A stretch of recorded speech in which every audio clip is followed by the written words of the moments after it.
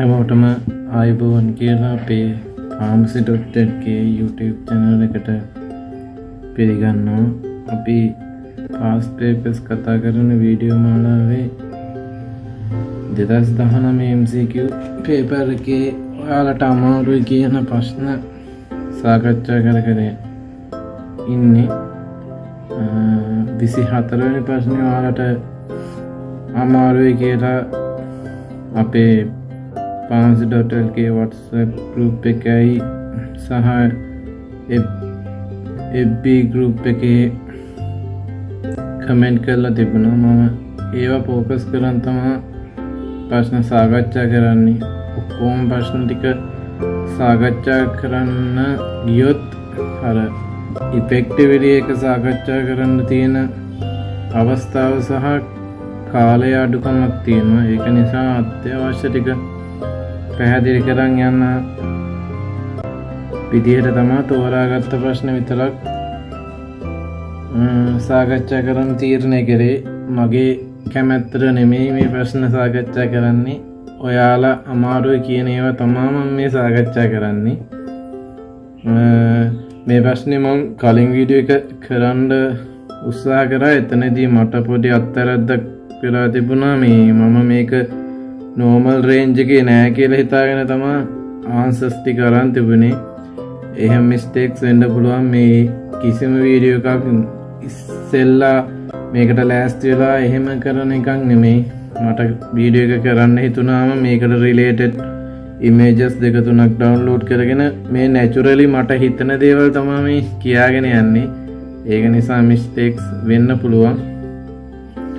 අපි 24 වෙනි ප්‍රශ්නෙට බලමු. ඒක කියනවා arterial pressure of oxygen in blood is within the normal range in කියලා අපිට ස්ටේට්මන්ට් පහක් දීලා true the false කියලා අහන්නේ. මෙතනදී ඔයාලට arterial pressure of oxygen in blood කියන එක වැදගත් වෙනවා. ඒ වගේම within normal range කියන එකත් වැදගත් වෙනවා. මේකෙන් අපි මුලින්ම බලමු මොකද්ද මේ arterial pressure of oxygen in blood කියන්නේ කියලා. අපි කියනවා අපේ රුධිරයේ ද්‍රාව්‍ය වෙලා තියෙන, එහෙම නැත්නම් ඩිසෝල් වෙලා තියෙන ඔක්සිජන් රුධිරයට කොච්චර ප්‍රමාණයක ප්‍රෙෂර් එකක් එහෙම නැත්නම් පීඩනයක් දෙනවද කියන එක තමයි අපි arterial pressure of oxygen in blood කියන එකකින් සරලව හඳුන්වන්නේ. අපි දන්නවා අපේ ශරීරයේ රුධිරය ඕගන්ස් වලට සහ අපේ සෙලියුලර් ලෙවල් එකට ට්‍රාන්ස්පෝර්ට් කරන්න බිල්ඩ් වෙලා තියෙන ඕගන්ස් අතර හાર્ට් එක සහ බ්ලඩ් වෙසල්ස් ලොකු කාර්යභාරයක් කරනවා. අපි ප්‍රධාන වශයෙන් දන්නවා අපිට ආර්ටරිස් සහ වේන්ස් කියලා ප්‍රධාන රුධිර නාල වර්ග දෙකක් තියෙනවා සහ මේ දෙක එකට සම්බන්ධ කරන කැපිලරිස් කියලා අපි කියනවා තවත් රුධිර නාලිකා වර්ගයක් තියෙනවා. අපි මේන්ලි මේ arterial pressure of oxygen කියන එක ආර්ටේරියල් බ්ලඩ් වලට තමයි මේන්ලි කතා කරන්නේ. මොකද අපේ බ්ලඩ් එකේ ඔක්සිජනේට් බ්ලඩ් අපේ ඕගන්ස් වලට ඩිස්ට්‍රිබියුට් කරන්නේ ආර්ටේරියල් බ්ලඩ් වලදී. අපි දන්නවා වේන්ස් තමයි හાર્ට් එකට ඩිඔක්සිජනේටඩ් බ්ලඩ් කියන්නේ. ආර්ටරිස් හැම වෙලේදීම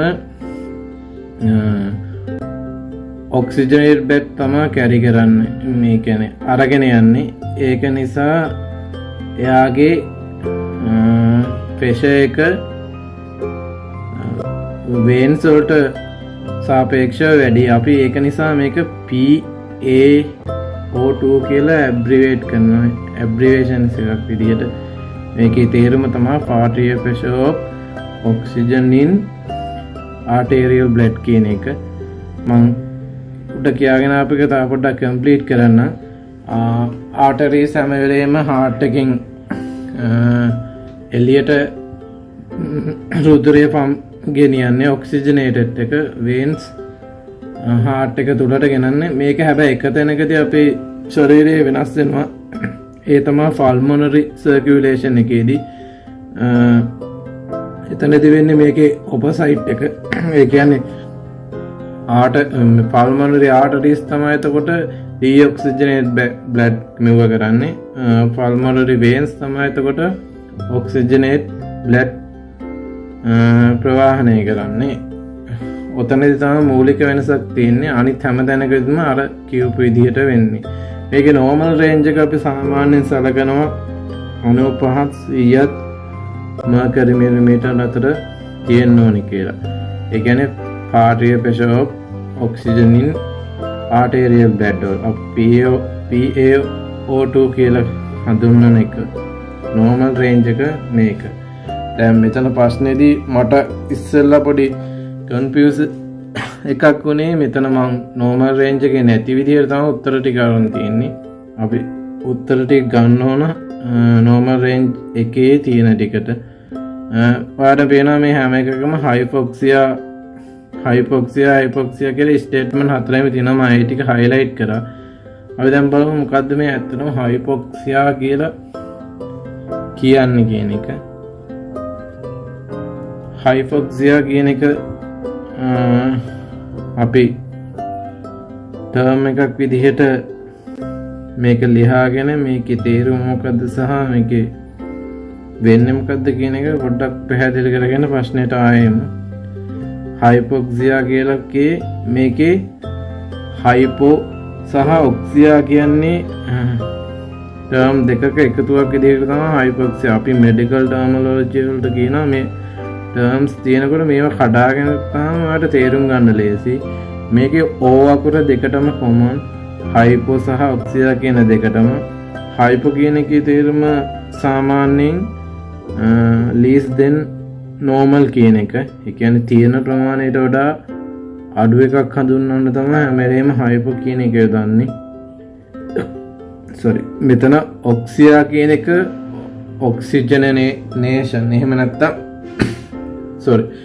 ඔක්සිජන් සම්බන්ධව කතා කරනකොට තමයි අපි ඔක්සියා කියන ටර්ම් එක දාන්නේ. මෙතන hypoxia කියන එකේ සරල අදහස තමයි ඔයාගේ ටිෂු ලෙවල් එකේ තියෙන ඔක්සිජන් ප්‍රමාණය අඩු වෙනවා කියන එක. අපි දන්නවා අපේ ටිෂුස් කියන්නේ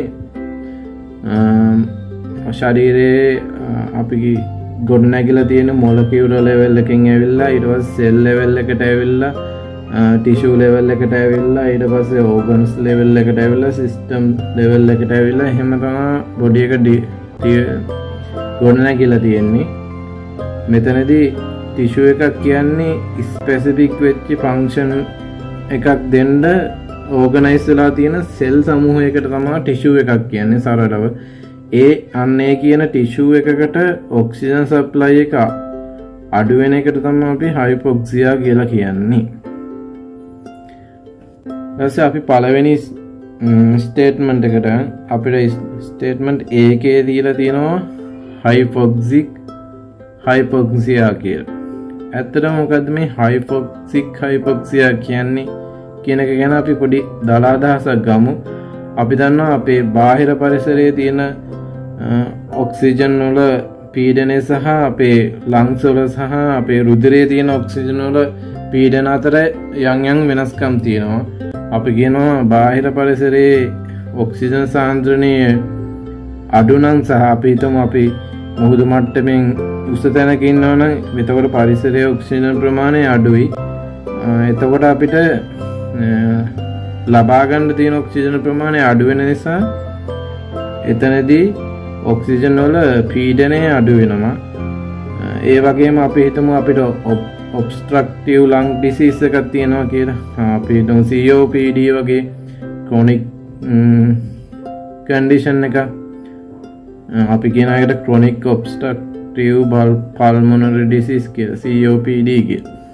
ඒ වගේම අපි හිතමු pneumothorax වගේ condition එකක් ඇවිල්ලා කියලා. ඒ වගේ condition එකක් ආවම අපිට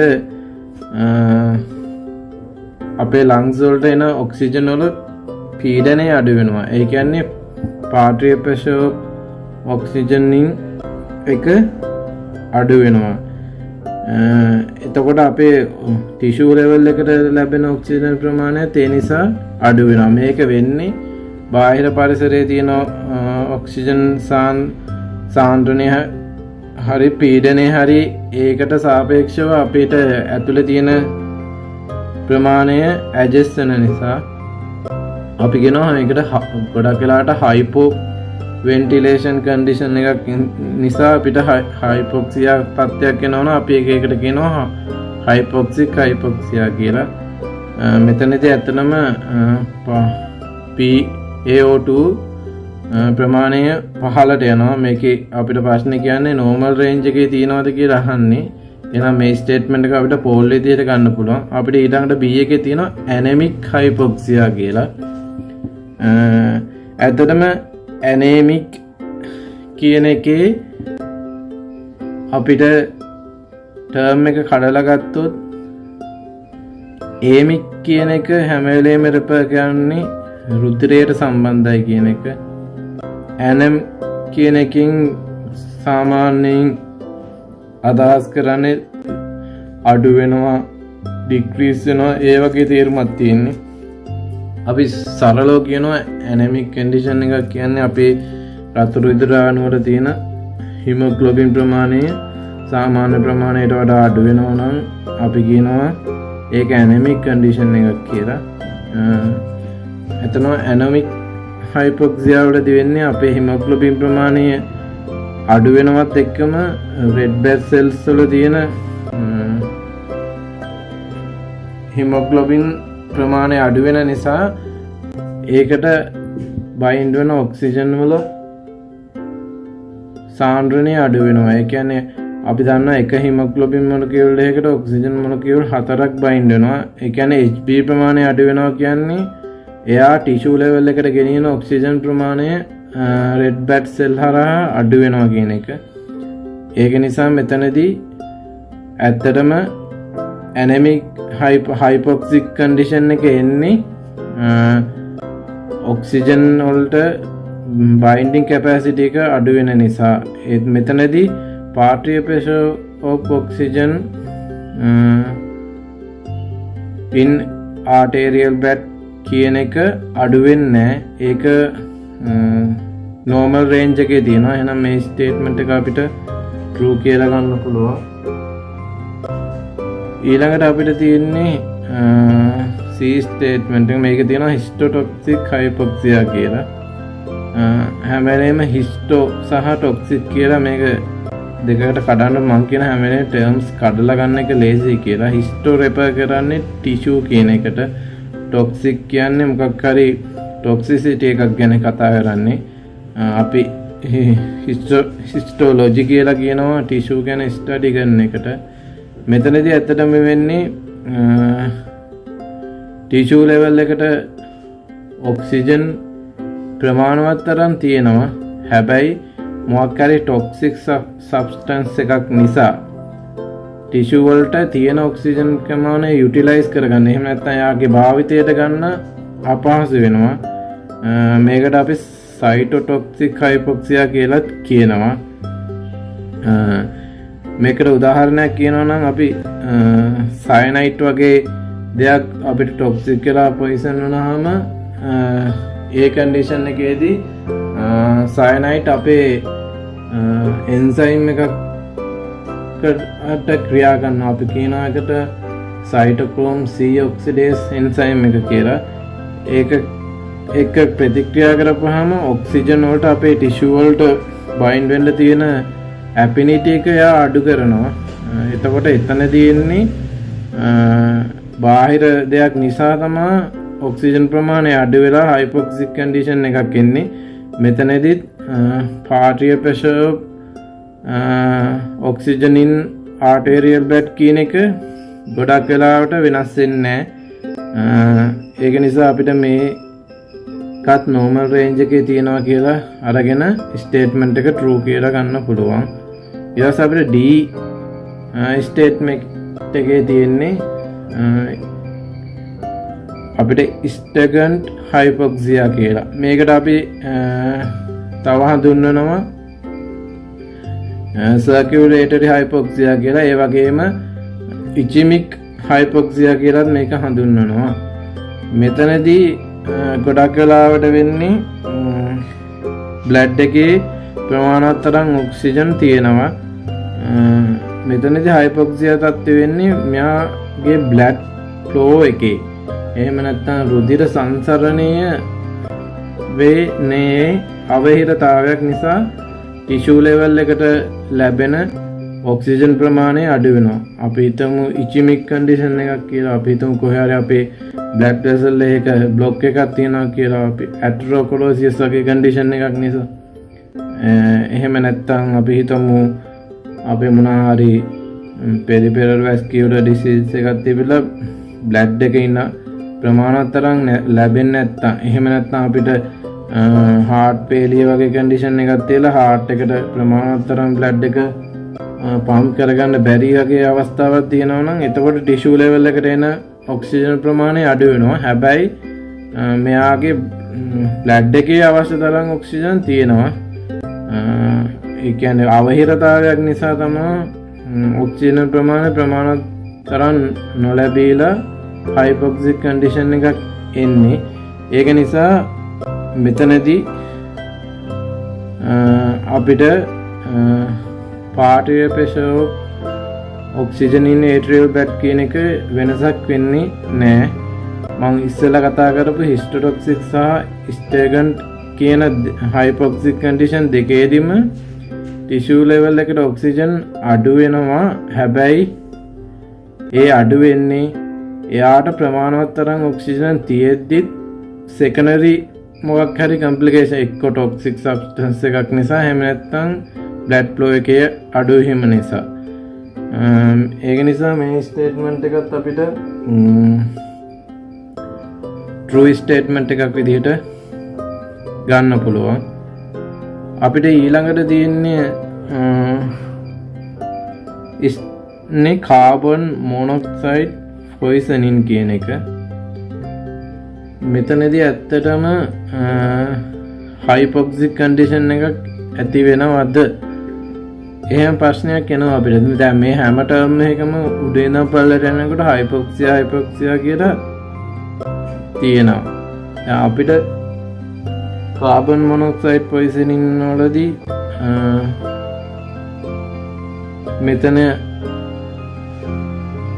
වෙන සිද්ධිය පොඩ්ඩක් පැහැදිලි කරගත්තොත් මම හිතනවා අපිට ක්ලියර් අයිඩියා එකක් ගන්න පුළුවන් වෙයි කියලා.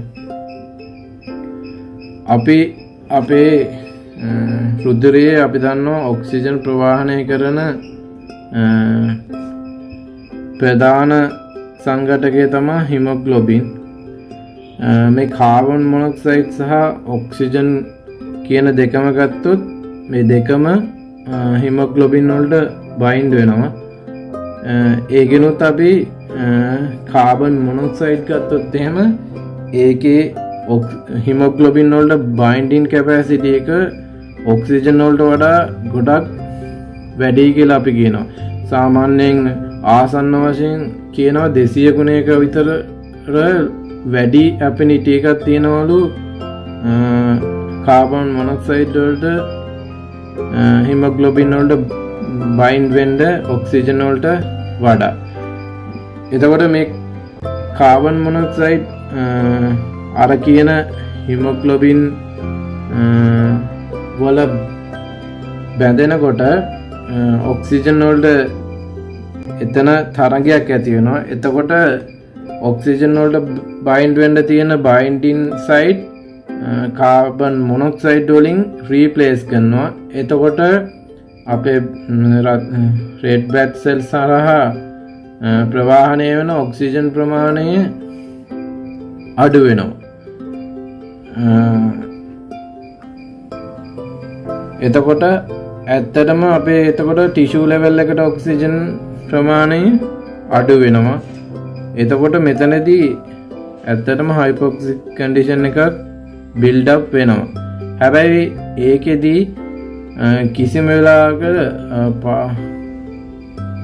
partial pressure of oxygen in atrial bed කියන කන්ඩිෂන් එකට බලපෑමක් වෙන්නේ නැහැ. ඒ කියන්නේ බ්ලඩ් එකේ ප්‍රෙෂර් එක අඩු වෙන්නේ නැහැ. මෙතනදී කාබන් මොනොක්සයිඩ් මේන්ලි හිමොග්ලොබින් එක කාබොක්සි හිමොග්ලොබින් කියන සංයෝගය හදනවා. එතකොට ඒ සංයෝගයත් එක්ක එයා ඔක්සිජන් වලට බයින්ඩ් වෙන්න තියෙන එක රීප්ලේස් කරාම හයිපොක්සික් කන්ඩිෂන් එකක් ඔක්සිජන් ඩිෆිෂියන්සි එක නිසා ඇති වෙනවා. හැබැයි එතන ඔක්සිජන් වල ප්‍රෙෂර් එකට බලපෑමක් ඇති කරන්නේ නැහැ. ඒක නිසා අපිට මේ ස්ටේට්මන්ට් එක ට්‍රූ ස්ටේට්මන්ට් එකක් විදිහට සලකන්න පුළුවන්. මේකේ රේන්ජ් එක හැම වෙලේම අපි කියනවා 200කට වගේ ලොකු ඇෆිනිටි එකක් තියෙනවා කියලා කාබන් මොනොක්සයිඩ් වලට ඔක්සිජන් වලට වඩා හිමොග්ලොබින් වලට බයින්ඩ් වෙන්න. ඒක පොඩි ඉම්පෝටන්ට් පොයින්ට් එකක්. ඒක පොඩ්ඩක් මතක තියාගන්න. මේකයි මම ආයෙ ලියුවේ මෙතන. මේ ලියන ඒවා ඔයාට හොඳයි කියලා හිතනවා නම් මේක ස්ක්‍රීන්ෂොට් එකක් ගහලා වීඩියෝ එකේ තියාගන්න. මොකද ඒක ඔයා ආයෙ ප්‍රශ්නේ තේරුම් ගත්තේ වැදගත්. මම මේ අතිශය වැදගත් ඒවා විතරයි ලියන්නේ. මොකද මේ කියවන ගමන් ලියන එක හරි අමාරු වැඩක්. එතකොට මොකද අර মালටි ටාස්ක් ඉන්නේ. එතකොට සමහර වෙලාවට සමහර ඒවා අවුට් යනවා. මම ලියන එකට ફોකස් කරනකොට කියන ඒවා හරියට එන්නේ නැති එහෙම ගතියක් තියෙනවා.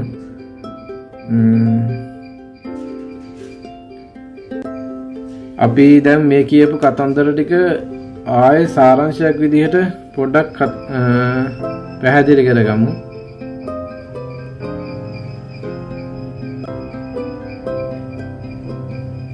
අපි මේන්ලි හයිපොක්සියා කියන එකේ ක්ලාසිෆිකේෂන් එක බලමු. හයිපොක්සික් හයිපොක්සියා වලට මෙතනදී arterial PO2